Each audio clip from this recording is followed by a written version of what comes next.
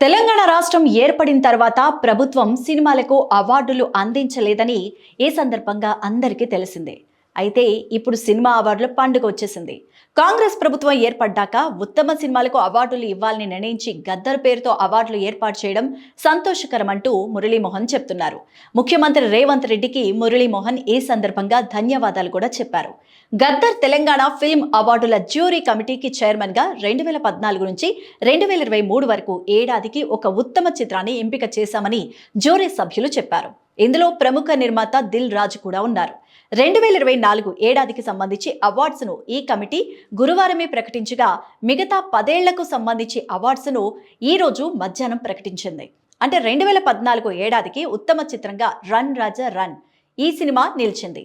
రెండో ఉత్తమ చిత్రంగా పాఠశాల, ఇక మూడో ఉత్తమ చిత్రంగా అల్లుడు శ్రీను సినిమాలు నిలిచాయి. 2015 ఏడాదికి ఉత్తమ చిత్రంగా రుద్రమదేవి, రెండో ఉత్తమ చిత్రంగా కంచ, మూడో ఉత్తమ చిత్రంగా శ్రీమంతుడు నిలిచింది. 2016 ఏడాదికి గాను ఉత్తమ చిత్రంగా శతమానం భవతి, రెండవ ఉత్తమ చిత్రంగా పెళ్లి చూపులు నిలిచింది. ఇక మూడో ఉత్తమ చిత్రంగా జనతా గ్యారేజ్ మూవీలు నిలిచాయి.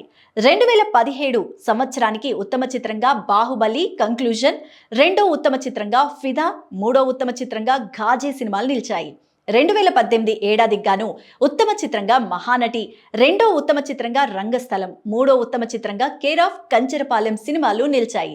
2019 సంవత్సరానికి ఉత్తమ చిత్రంగా మహర్షి, రెండో ఉత్తమ చిత్రంగా జెర్సీ, మూడో ఉత్తమ చిత్రంగా మల్లేశం సినిమాలు నిలిచాయి. 2020 సంవత్సరానికి ఉత్తమ చిత్రంగా అల వైకుంఠపురంలో, రెండో ఉత్తమ చిత్రంగా కలర్ ఫోటో, ఇక మూడో ఉత్తమ చిత్రంగా మిడిల్ క్లాస్ మెలోడీస్ నిలిచింది.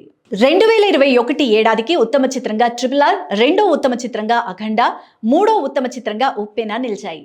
2022 సంవత్సరానికి ఉత్తమ చిత్రంగా సీతారామం, రెండో ఉత్తమ చిత్రంగా కార్తికేయ 2, మూడో ఉత్తమ చిత్రంగా మేజర్ సినిమాలు నిలిచాయి. 2023 సంవత్సరానికి ఉత్తమ చిత్రంగా బలగం, రెండో ఉత్తమ చిత్రంగా హనుమాన్, మూడో ఉత్తమ చిత్రంగా భగవంత్ కేసరి చిత్రాలు ఎంపిక కావడంపై అటు చిత్రసీమ ఇటు అభిమానులు కూడా హర్షం వ్యక్తం చేస్తున్నారు.